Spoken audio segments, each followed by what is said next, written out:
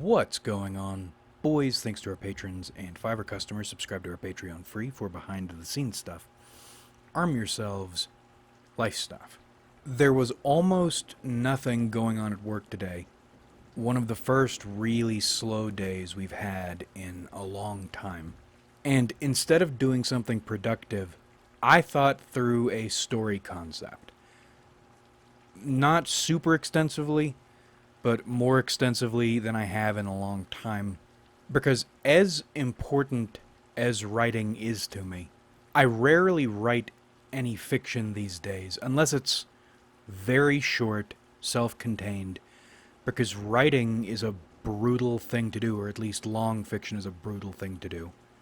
And also, it takes up so much of your time, and it gets you nowhere.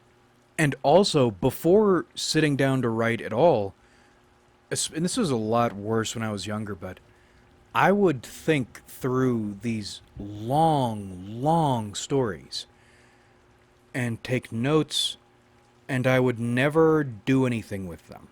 Which is why, if you're interested in getting into writing, I recommend you put together the briefest of outlines and sit down and start writing. And don't worry about whether or not you realize your vision perfectly. You won't anyway, even if you have these extensive outlines. A brief and imperfect, but completed short story is worth so much more than an entire year of planning out a story, or these world-building projects. I'm an old man yelling at a cloud right now. I feel like we've done this rant at least 7 times over the years. Anyway, I thought through a story concept I am probably never going to do anything with. I'm also not going to go the penitent solidarity route and write the first collection of chapters and then do nothing with it. Because you're not going anywhere. You're not accomplishing anything by writing all this shit. But you also don't want to allow all this time you've spent thinking about an idea go nowhere. God, it's such bullshit. It's such bullshit. Fuck writing. You'll spend more time with your writing trying to figure out how best to do anything with anything you do in writing than you will actually doing anything or getting anywhere. And the idea we've come up with today is to vomit out the concepts for the story and hope people enjoy those. Which I think it's such bullshit. Every time I think I've found a way to do anything with writing, this time it's going to be different. Far Cry 3 maxing. And then it falls flat on its face. However, we'll go through the reasoning behind this one. We are YouTube people. We're more likely to watch or listen to a recap of a story than we are to read it, or to watch it even, but much less read it. And I had this idea, this was a while ago, and I should have done it with this, but I'm not going to. Maybe we will later. But I had this idea of reviewing and recapping one of my novel novel concepts, and frame it as if I am reviewing and recapping an actual published, produced, discussed work, and seeing if people would be able to get into it or enjoy it that way. Maybe not be super sneaky about it, tell people what I'm doing. But that's the way people consume stories these days. They get the YouTube Cliff Notes version.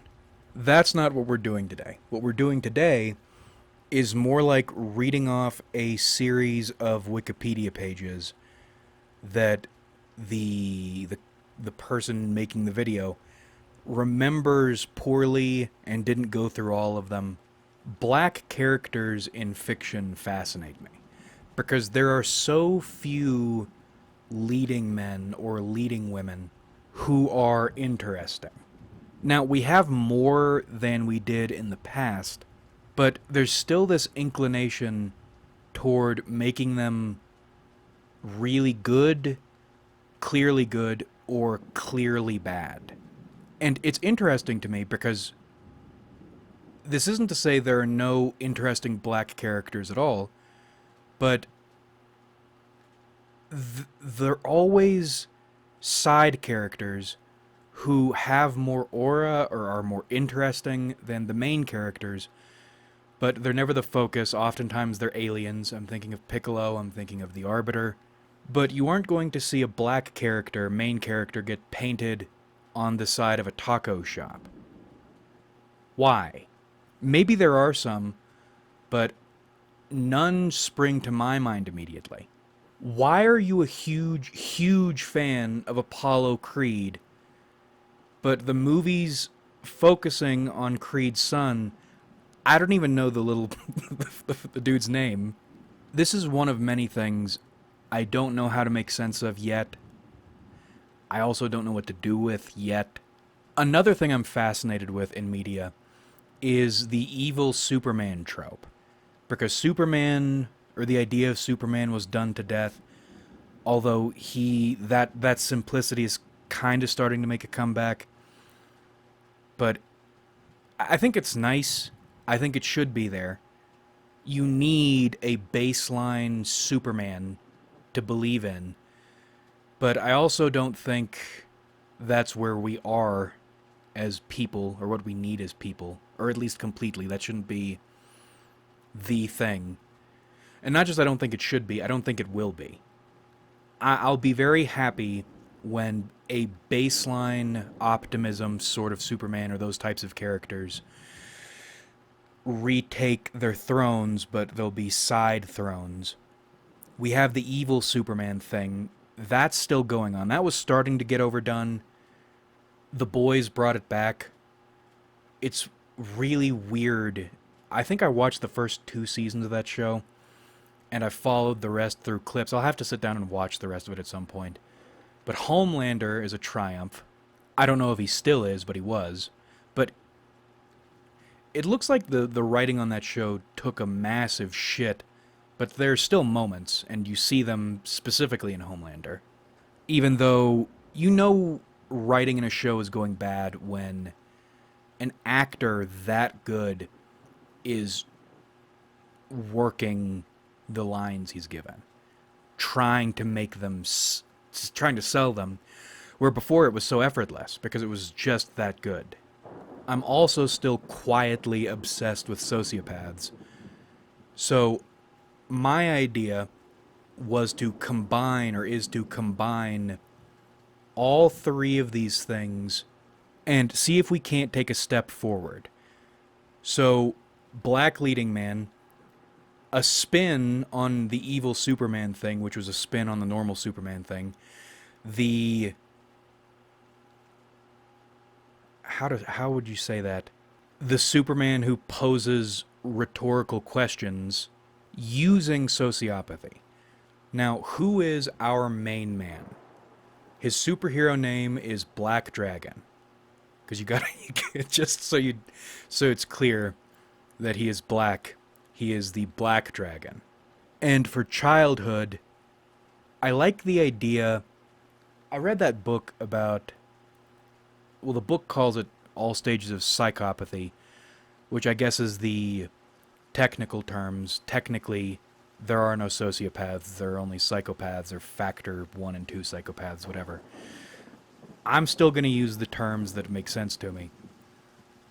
One of the things I read in that book that I found was fascinating was sociopaths can be created without inflicting any trauma necessarily. I don't remember how they quantify it, but if a parent or if parents aren't there for their child 2/3 of the time, there is a high risk of sociopathy developing. Which makes sense, because sociopathy is... I don't think it's a disorder, frankly. I think it's like an emergency button getting pushed by the body and develops this person into permanent survival mode. I have a lot of affection for them that I probably shouldn't have. And then you add, I don't know why this is, but it makes sense if you're suspicious of television and mass media. There's probably some, oh shit, I woke up at some point. I don't remember when this was. Maybe I didn't wake up. I had this realization about television and the internet, more specifically the internet. The internet is not some big countercultural thing. Even the 4chan shit, none of that is countercultural. What the internet is like the great homogenizer. Because the internet is a powerful tool, but you don't get to use the internet for what you want to use it for. If you want to use the internet, you need to conform yourself to one of these communities, one of these cultural identities, and then you end up using the internet in the ways they want you to use the internet. It's framed as this independence thing or this freedom thing, and it's not. Not really. And I think it's interesting, there is a high correlation between overexposure to television in childhood and sociopathy. Not even violent television, television in general. The act of consuming media, or consuming televised media, boosts the likelihood, or at least the correlation of sociopathy, the development of sociopathy. There's something interesting there. So with Black Dragon, and his name is Kenneth King, gotta get the consonants going, and I didn't feel like calling him Kenneth Brown or Kenneth Johnson or Kenneth Lincoln. Or there are a lot of black names. I like King. Absent father, distant mother, raised on Charlton Heston movies, which is where Kenneth, the sociopath, develops his model of justice, of righteousness, of how a person ought to be from Charlton Heston. And I like that origin because it's not overbearing. It feels realistic.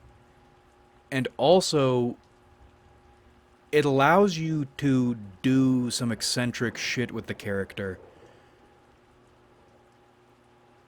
without it feeling weird. Like, why is this dude like this? Or how does he know this? It's like Hank from the Venture Brothers. How does he know that? How does he know this? Or where is that flavor coming from? That's where the flavor is coming from.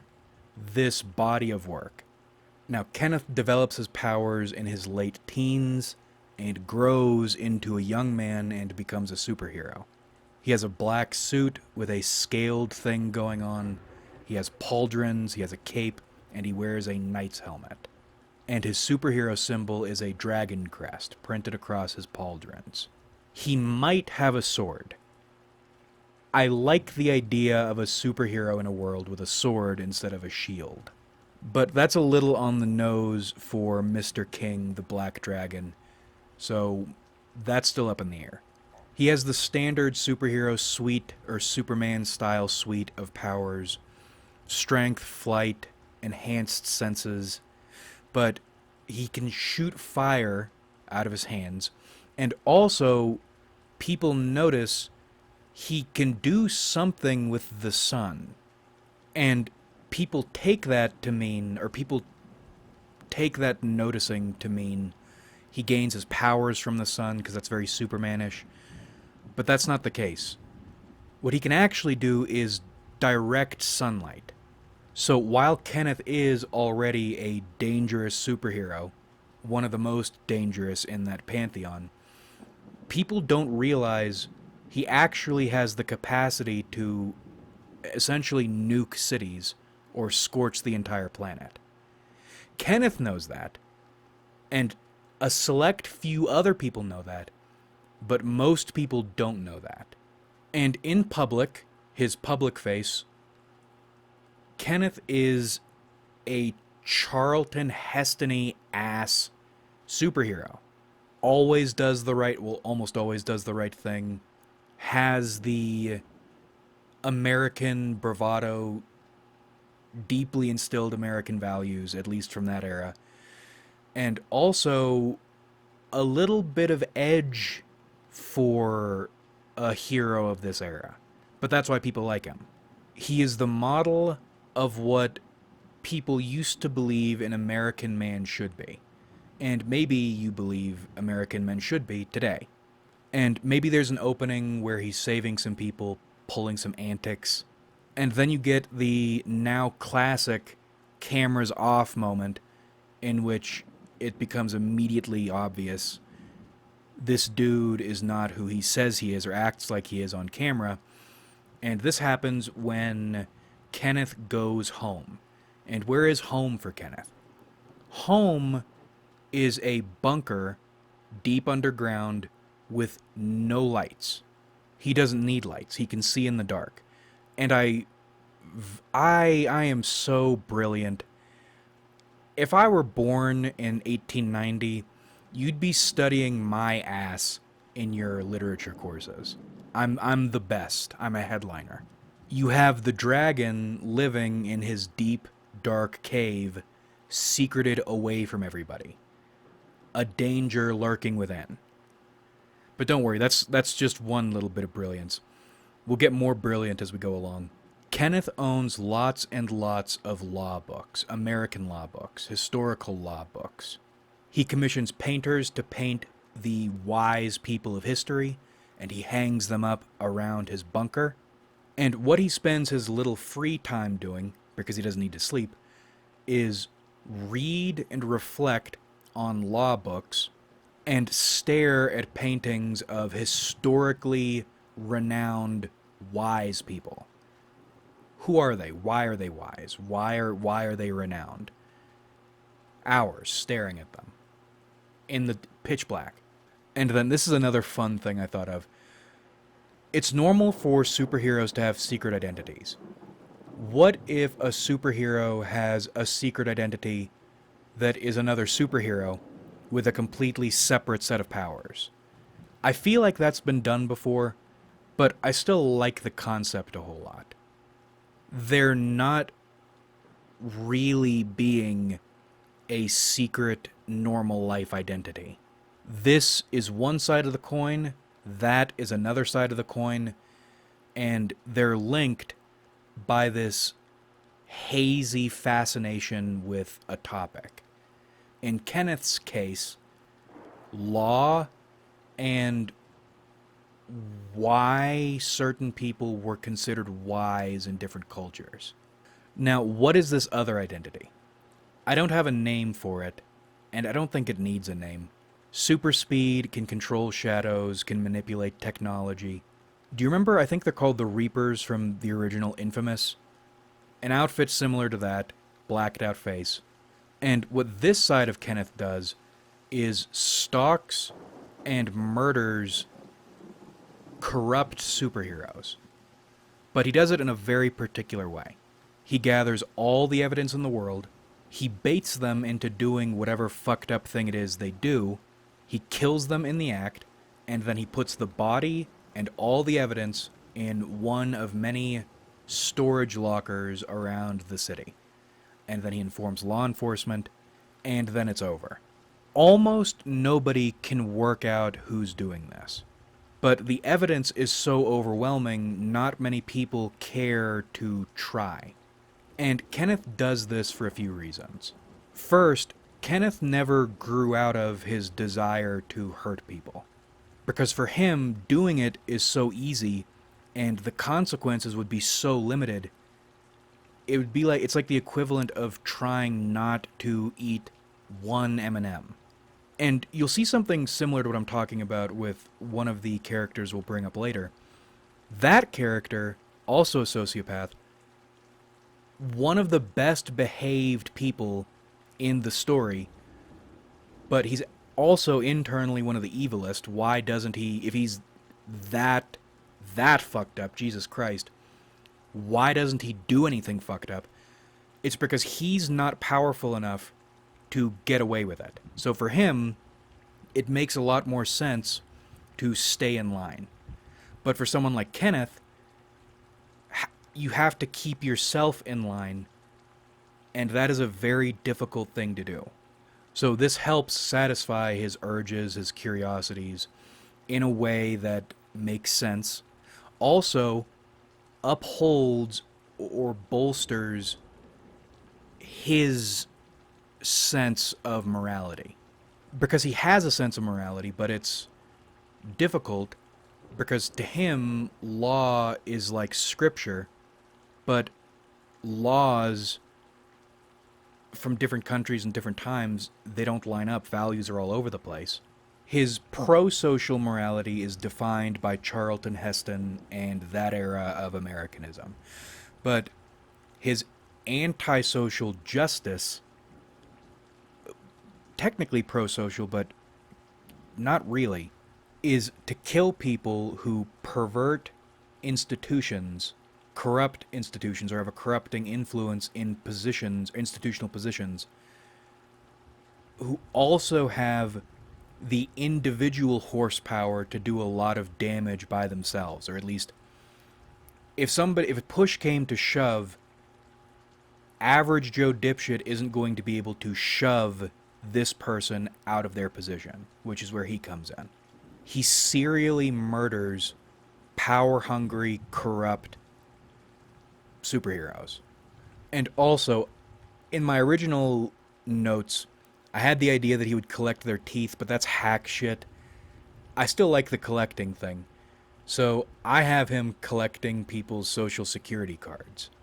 And it's not like he needs them to be carrying it to collect when he kills them. He might collect it before, he might collect it during if possible. Sometimes he'll root around and try to collect it after. In some occasions, he'll collect irrelevant people's social security cards. I don't know why I like this. It feels important that there's social security cards. I know it's related to government in some way. I swear to God, dude, if I were born in 1890 and I wrote shit,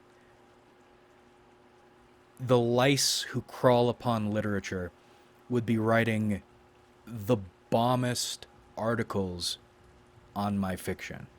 When in reality, as with most things, I'm making these decisions because they sound cool or they feel right. Like having the dragon live in the bunker in the dark, and then later realizing that's a neat thing happening there. That's what happens when you're just that good. I'm the Rich Voss of writing. But this is where the problems start to show up. Because Kenneth still has moments he can't control himself. They're rare, and he's gotten enough of a handle on himself. It's probably not going to happen in a huge way or at a really bad moment. But there are still moments when, over almost nothing, he'll lose his shit and kill an innocent person who probably won't be missed. But still, that's a sin. That's a crime. And knowing this, his knowing this and these other people's knowing this, the fact he could potentially scorch the planet is a big problem. Kenneth could do a lot of damage conventionally. He would be difficult to take down conventionally. But you add to that his ability to end the world in a flash, something that is a big... God, that is a really scary thing to have hanging over everyone's heads at all times. And this is where the crew of people who are set up to deal or try to deal with this come in. And I haven't fully fleshed out the crew. I haven't even fully fleshed out this story. Again, these are just concepts. I'm essentially reading unfinished Wikipedia pages to you. The superhero at the head of the opposition table is named Agent Glower, which... Do you understand how brilliant I am? Is this fitting into your head? Glower. You could read it as Glower, because he's an agent, he's CIA, but also Glower. Glowering, that's an expression, that's a stern, negative, soury, glowery expression. You know exactly who this guy is in 2 words. And there's even a little joke in there. A little quippy superhero joke. Now, Agent Glower is the world's first manufactured superhero. test tube baby. His superpower is Lovecraft tier mind manipulation. He has the ability to read entire nations' minds on a small level at once. He has the ability to suggest actions or the taking of positions to entire nations at once. And on an individual level, he can look straight into your mind with weaker-minded people, not even weaker-minded people. Fuck it, let's go big. He can directly control individuals' minds in a lot of cases. And his psychic power is so intense, nobody knows what he looks like, because he's cast a glamour over the entire human race. And it's not casting a glamour on himself. He is manipulating the minds of every human being alive at the same time on a very low level. He looks different to every person who sees him. To the point, the only way you can see what he actually looks like is to take a photograph of him and go deep, deep down into the earth, into a special room, and then you can look at the photograph and see what he actually looks like. Because if you look at the photograph anywhere else, you'll still see what you're supposed to see him as.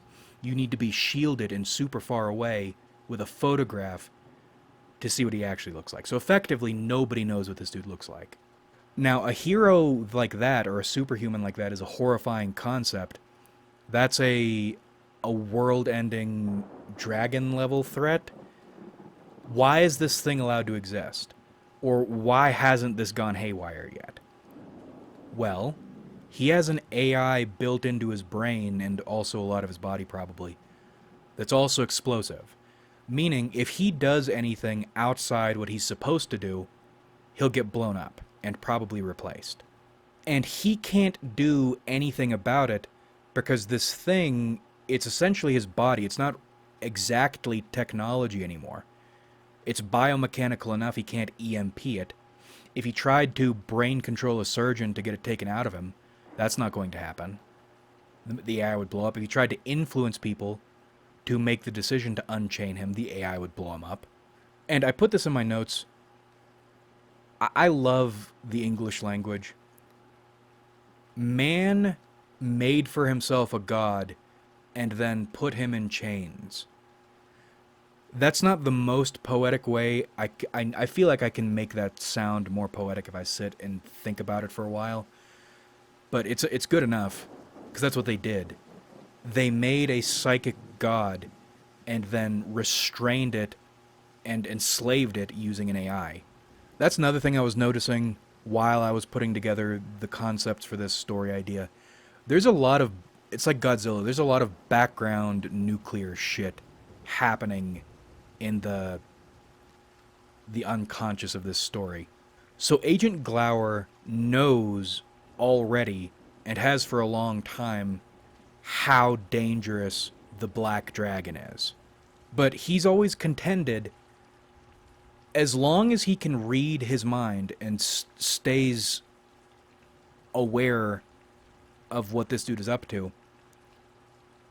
if he ever wanted or even considered doing anything really fucked up, they would have enough time to kill him before he could make that happen. That was the idea anyway. But then, all of a sudden one day, Glower stops being able to read Kenneth's mind, and there is no explanation for it. Now it's a problem, now something needs to be done. Even though letting him run around like that was super irresponsible to begin with. The CIA is not known for their responsibleness.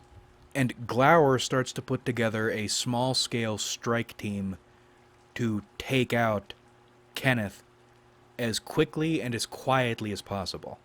Now, the first member of the team is N.K. Dillinger. This is the other clear sociopath, but the very well-behaved one, most of the time. He's an English dude. I don't have a race picked out for him. Although Agent Glower, white. Although he looks completely different to everyone who looks at him, he is white. We'll say NK is black. It doesn't matter. Well, it does matter. I think black fits better. Anyway, he grew up fighting boxing, doing Kimbo Slice bullshit as a teenager in England, comes to the United States illegally to do higher stakes fights, ends up punching a guy's head off because his powers come online in the middle of one of his fights. And he's arrested, he goes quietly, doesn't kick up a fuss. He's offered a plea in which he'll be on probation for 30 years, but he'll serve no jail time as long as he effectively becomes the local law enforcement's and maybe the mayor's muscle. His probation officer is more like his handler. He goes around wearing cop regalia, looking like a mascot, but fucking up problems. Because he is superpowered, and that is still a rare thing, and an uncontrolled thing as of yet.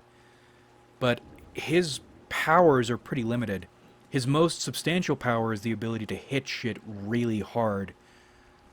But he's not the hardest hitting superhero there is. He's not the most durable superhero there is. He's certainly not the fastest. He is a low-level grunt superhero. And that's what his life has become.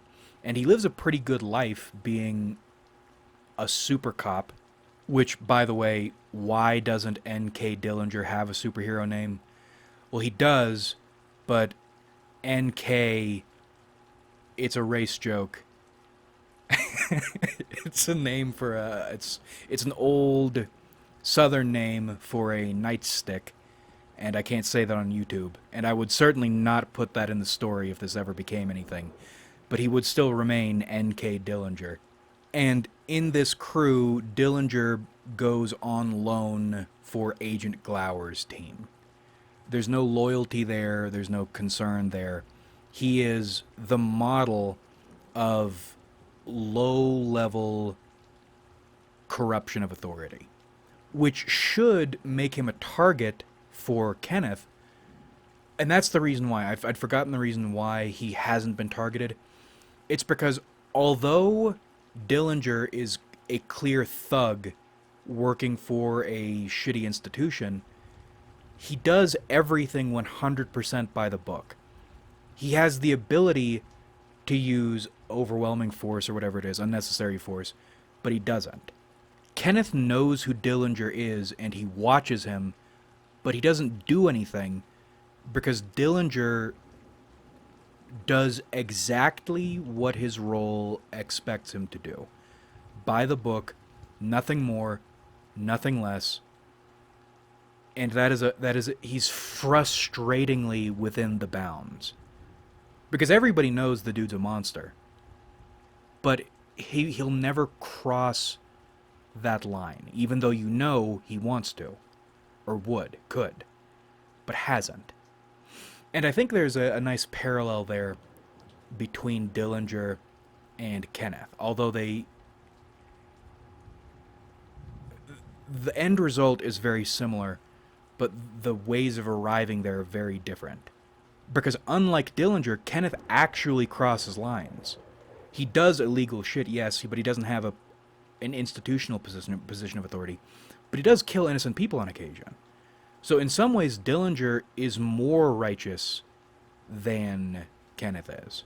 That's something that would need to be fleshed out. On to the next person in the crew. There is Lady White, which is a joke, a play on White Lady.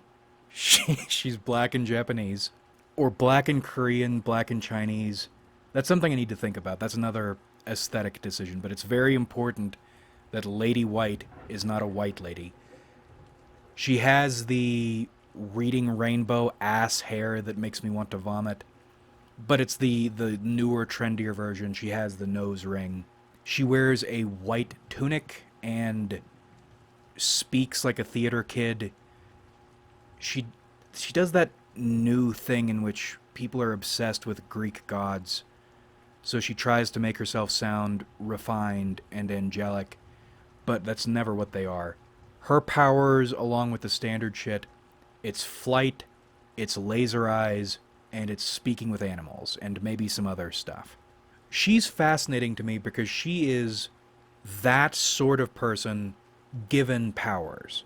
So she will kill, let's say, domestic abusers, But the scary thing is what constitutes domestic abuse. Men are evil. Industry is the worst thing in the world. Colonialism was the worst thing to happen to the planet.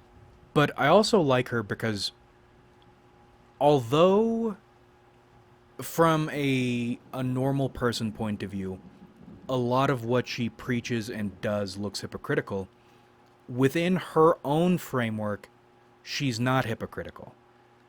She's dedicated to the outlook she believes in. This is not an act. So on the one hand, she will talk about equality, but then not help a man who's being raped or something, because sexism, to be sexist, you need institutional power or some shit like that. So that's fine. But then she'll also volunteer at shelters, do stuff outside the norm or the comfort zone for her to achieve her goals or what she thinks is best for the people who need help, according to her. She is the platonic, perfect form of that annoying sort of person. Scary sort of person, too, if you don't view things the way she does. In a sick sort of way, I respect it. Now, she didn't join the team, or she didn't learn about what Kenneth was up to from Agent Glower. She heard from a rat, a literal rat, that Kenneth might be the one, Black Dragon might be the one who's doing all this serial killing. And she asks around among her animal friends of the forest, or the suburb, or the urban area, whatever. And she doesn't get anything conclusive. Kenneth is way too careful for that, even with animals watching. But enough animals have enough suspicions, there's smoke, and there's probably fire. And she starts investigating him, and that's when Glower scoops her up. Then we have Leah Lee. Leah Lee...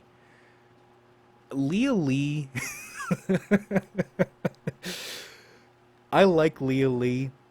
The reason I went with Leah Lee, or I'm going with Leah Lee for right now, although we might change that, is Lee was what Marlon Brando wanted Colonel Kurtz to be named. Because he said it sounded like wind, Lee sounded like wind blowing through fields of wheat. A soft name. And I like that wind blowing through wheat imagery, especially for this character, because Leah is a super auxiliary sort of hero. She has a few of the baseline enhancements other superhumans have, but even those are very weak in comparison to standard superhumans. But what she can do is she can change the weather at will. She can't control it and wield it like Storm can, but she can change weather conditions within a certain area. She grew up in the Midwest. As a young adult, she was hired, once her powers came online, she was hired by a farmer, or a group of farmers maybe. Well, we'll go with one farmer, because you'd be surprised how much fucking land one farmer can own in this country. And she controls the weather for this farmer, and she gets paid nicely. However, she has identity problems. She is the youngest member of the team, still in college, has no idea who she is or where she's going. In fact, she goes to college not because she would ever need money or need a career because her powers will settle that for her. She's going because she wants to figure out who she is, and it's not going well. It's fucking with her how unremarkable she is. If she didn't have her power, holy shit, what would she be doing? Would she be flipping burgers? And she's trying here. She's trying to be somebody. She's trying to find herself. And she's not finding shit. And it's bothering her. And at that age, it should. I think people eventually, if you're going to come into your own, if you're feeling that way at all, you will become who you're supposed to be eventually. But it's bothering her a lot right now. And she gets scooped up by Glower, because as long as she can keep the skies overcast or rainy or snowing or whatever, Kenneth, Black Dragon, can't use his sun-scorching powers. And originally it was going to be, as long as Kenneth can't see the sun directly, then he can't use his powers. But right now I'm realizing that's retarded. Retarded in concept, but maybe feasible. But Kenneth can fly, so he could just fly above the clouds. So we're not going to change this, because I like this character.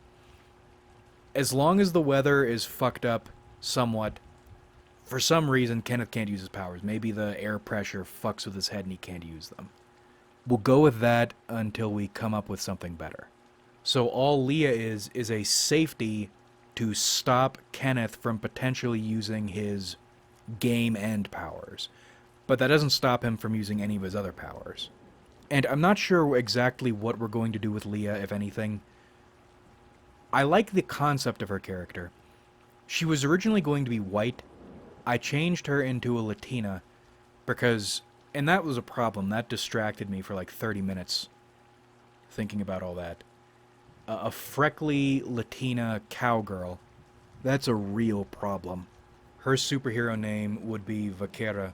I feel douchey trying to pronounce foreign words correctly. But it feels even douchier not trying when you know you should. Last member of the team is Powerhouse. I just love a smiley, blonde dude superhero. Powerhouse produces infinite electricity within his own body.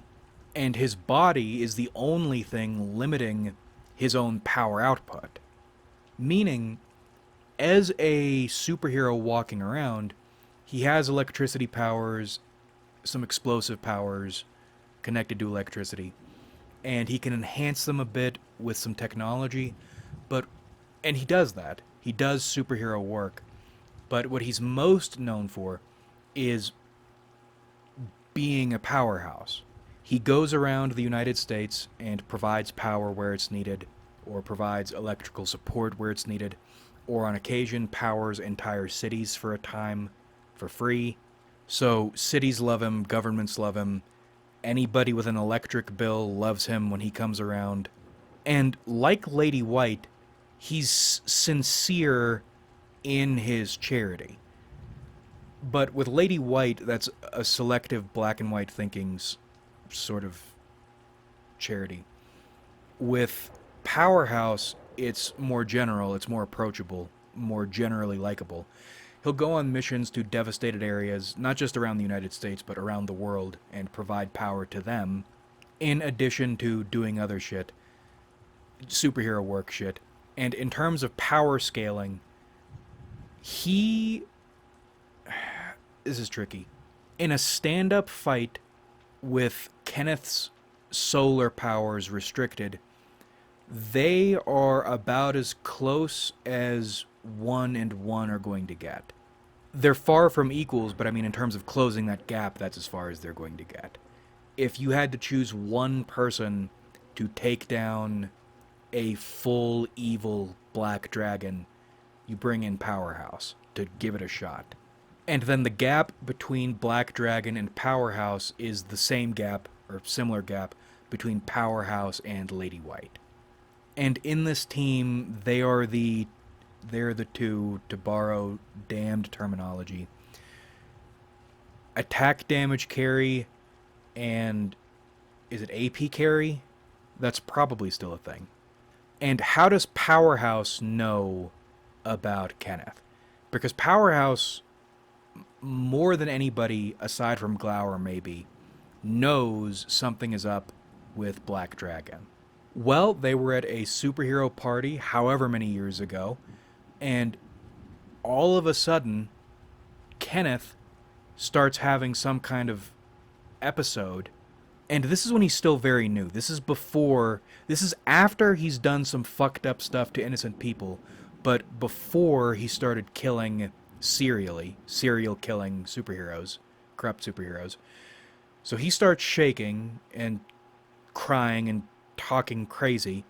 So Powerhouse, the bro, gets him out of there, doesn't know what to do because Kenneth is not calming down, so he just gets him absolutely wasted. And then Kenneth, after calming down, confesses to some of the horrible shit he's done before getting control of himself. To people.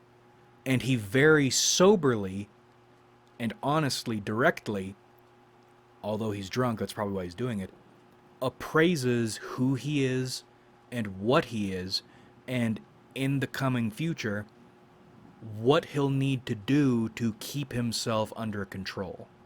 And it's like he's grieving what he knows is going to happen. Powerhouse dismisses it totally, but not really, and never brings it up again, but has always been aware that something is fucked about this dude. He never goes looking because he's afraid of what he'll find. He knows he's going to find something. And Black Dragon is such an icon in the United States, such a hero, such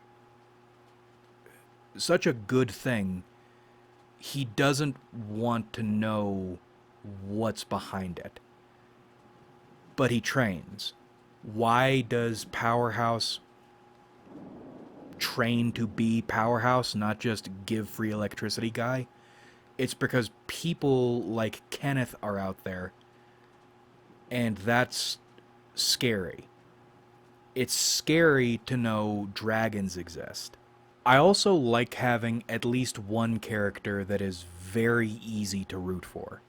I think you do root for Kenneth, but he's one you need to think about. You do root for him, but you need to think about why you're rooting for him. It's tricky. Kenneth is a tricky character to emotionalize around. Versus someone like Powerhouse, how do you not like the guy? And this is the team as it stands. We might expand it. We'll definitely, if we do anything else with this, we'll definitely flesh people out. Although I doubt we will. And this is where the escalation starts to come in.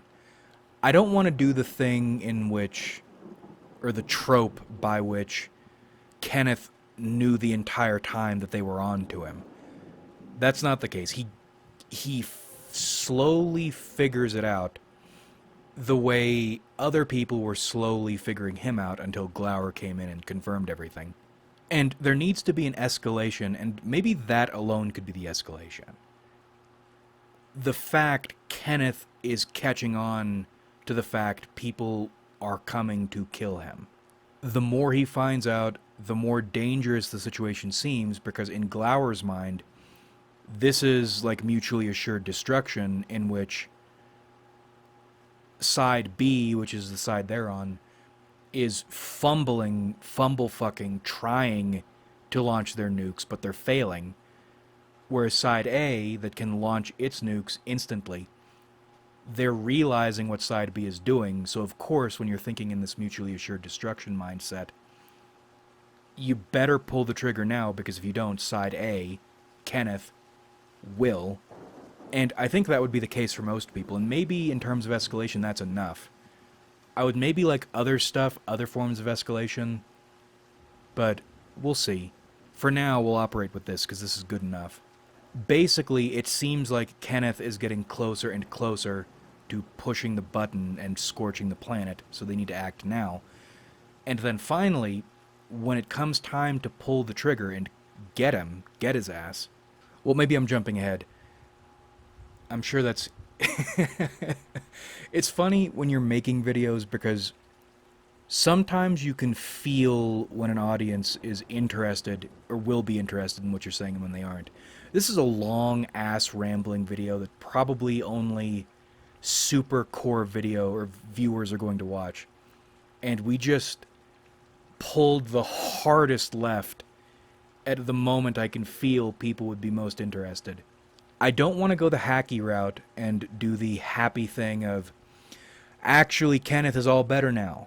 He's no longer a sociopath. He's no longer risky or confusing, scary, dangerous. And now, or even if he is, now he's going to be, it's confirmed he's going to be good for the rest of his days. Because that's bullshit and I hate it. I also don't want to go the kill him route, even though that's what they're planning to do.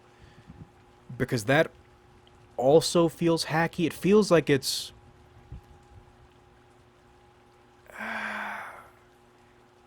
feels like it answers it's the exact same thing that happens when you come to a conclusion and you know it's not the conclusion, it's just a conclusion.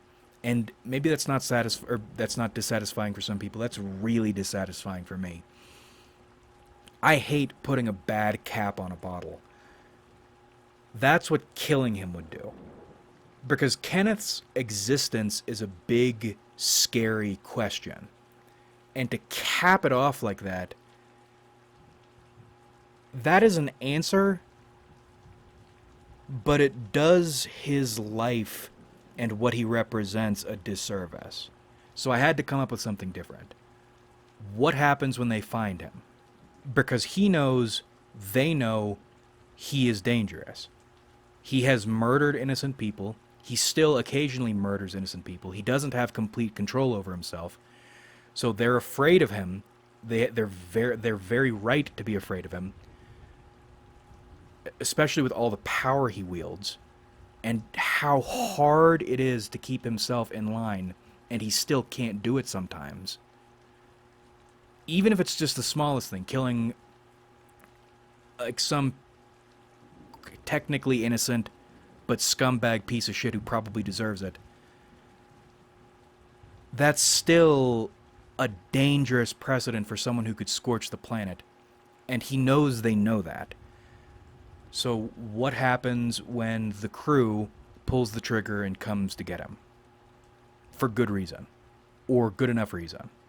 Kenneth has done to himself what he's done to every single other corrupt, perverting, perverse superhero. He has killed himself and placed, or I guess fallen to rest, next to stacks and stacks of evidence of all the fucked up things he's ever done. His final penance, putting out a fire before it could possibly spread.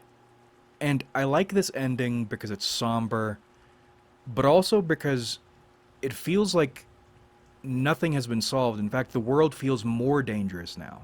It's sad that Kenneth sacrifices himself for something he probably wouldn't do, but could. It's somber, it's sad, because the question of Kenneth's existence gets answered preemptively right here. But when you do it this way, when it's his decision, it leaves the question open in a way that him getting killed wouldn't. I don't know why. There was probably a way to figure out the Kenneth question in a way that ended perfectly for everybody, but it wasn't worth the risk, and now they'll never know. Nobody will ever know. And it's brutal because it's not wrong. And it's so painful because Kenneth did a very noble thing here by agreeing with their concerns that they're right to have. The fact he does it makes you believe that that happy answer was closer than anyone might have realized. Because of who Kenneth was, because of what he was made of. And it's also a scary ending, leaves a little pit in your stomach, because there probably are, or probably will be, Kenneths out there who are not Kenneths at all. They're more like Dillingers. The only reason Dillinger has behaved is because he can't get away with it. What happens when you get someone on Kenneth's level, but same issues, and nobody to hold them accountable? The dragon is dead, which is good, because it could eat you. It's eaten other people. It eats your cattle sometimes. But also, you've lost the protection of the dragon. If a dragon from another land swoops in and decides it's fuck you time, Nobody is going to be able to save you handily and happily. I like this ending because it's a completely reasonable decision, and it is a noble sacrifice, and it still feels like a bad ending. In real life, it makes you want to find that happy answer that feels like it's just there. That's all I have in terms of story concepts. Thank God there's an ending, there's enough of a beginning, a middle, and an end. I think we'll cut it here because I think I've mentioned this before, but if you want to figure out how long it takes me to make a video, take whatever length the video is and at minimum triple it. So I've been talking, let's check the time. In real time, yeah, I've been talking for, ooh, yikes, that's actually closer to 4 hours. Doing takes and shit for close to 4 hours. My throat is just dead. Maybe we'll do more of these in the future. This was fun because at least I know my story concepts are in a format people might at least hear them. Like if you enjoyed, subscribe if you haven't.